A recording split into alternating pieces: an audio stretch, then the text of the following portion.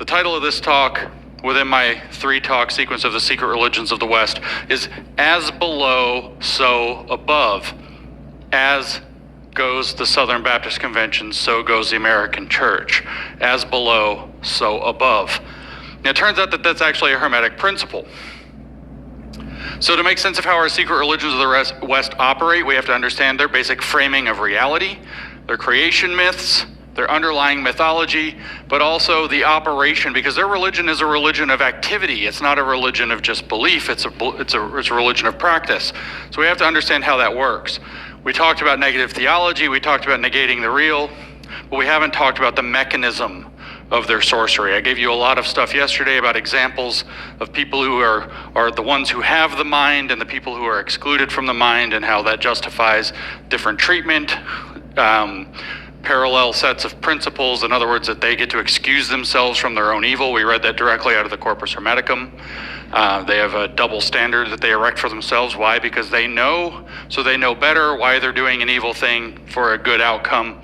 And thus, it's what Hegel actually referred to as something called the cunning of reason.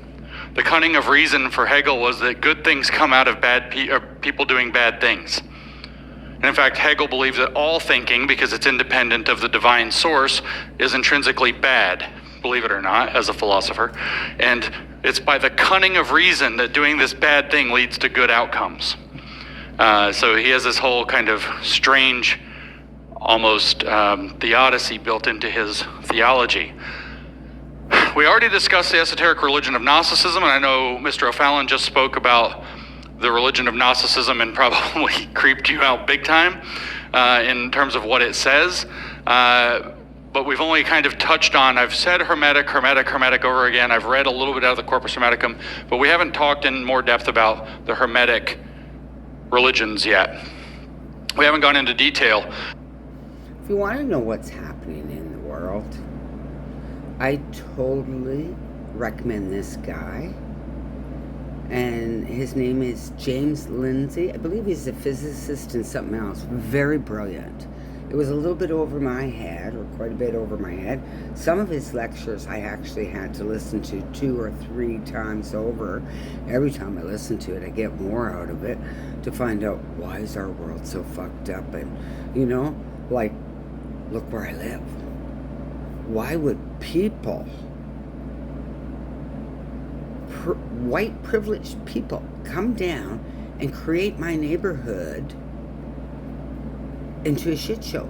So I'm going to leave a link, and if anybody's interested, this is my #1 recommendation of a YouTuber.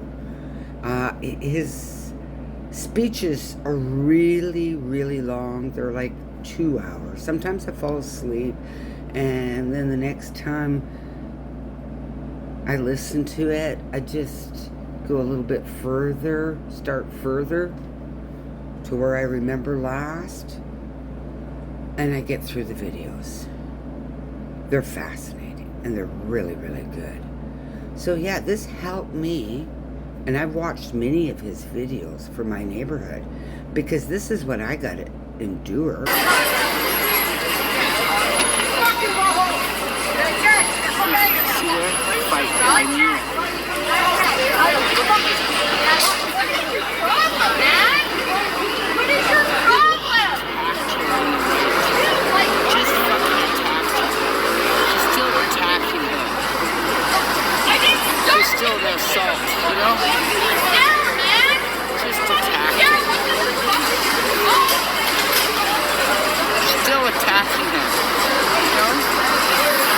And nobody's doing nothing. This is under my window. I had to fight this. We couldn't even sometimes get out of our building. It was dangerous. One guy got stabbed, and you know what? The Vancouver prosecution, where are you, fucktards? You never even called him. He was never brought to court. Oh, did she get off stabbing him? Yeah. Stabbing him because he needed wheelchair space, and it was around this time. Just comes back.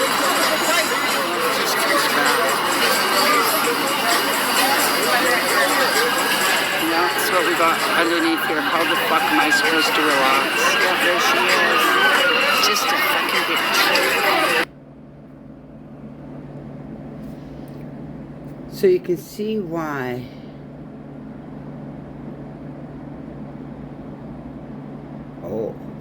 I haven't, this isn't the channel that I have subscribed to. I just listen to the one guy because I like his voice and he's really brilliant. Brilliant, number one.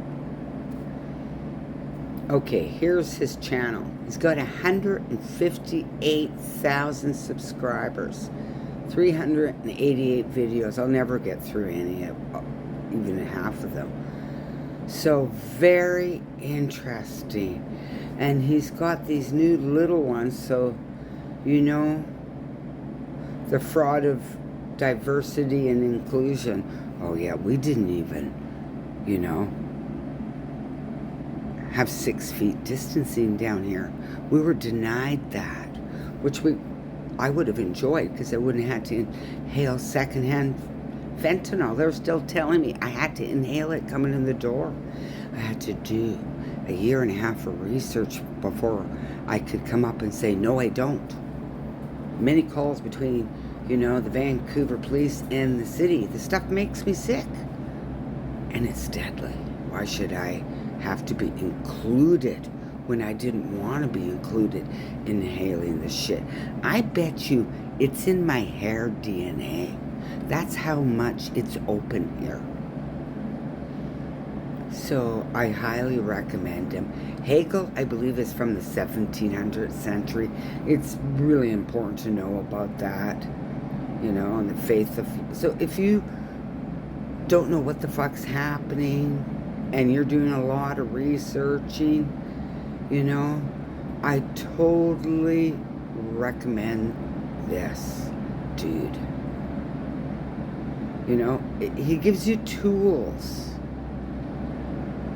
Critical race theory and all, well, these ones here I was on the second time listening to. I've already listened to them once.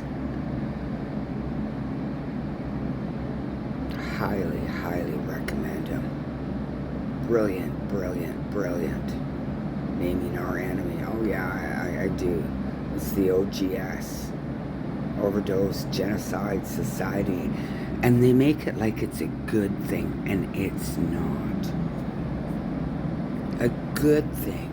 The numbers of deaths are going up. That's what I look at, how deadly it is. And they look at it from, there were 63,000 people we saved last year. They never mention that they sacrifice people that aren't in that community on hard drugs, waiting for ambulances in Canada for hours. Sometimes a couple of days. That's happened already. They never mention that. I know how long it is. I've called the ambulance quite a bit, and I'm watching the ambulance going back and forth, and they're not coming for me for hours and hours. So I highly recommend anybody interested in getting some tools, understanding why these people don't have common sense and why they're inflicting, you know, crap on you. This really helps. It does. And just use their stuff against them, how to do that, you know? Come to a neighborhood like this, mostly native. Well, not mostly, about 40%, which just blows my mind. It never stops blowing my mind, you know, because there's 6% natives in British Columbia. I understand they get on hard drugs in the reservations and they get kicked out. I understand that because I've had secret druggies live with me, and when I find out, it's because they steal off me and their personality changes. So yeah, you kick them out. I don't have the resources to deal with it, just like the reservations don't. Just like family members don't. So you can't expect reservations without any government plan to be able to tolerate it on their reservation. It's just going to infect the reservation with hard drugs. You know? And there's children on the reservation.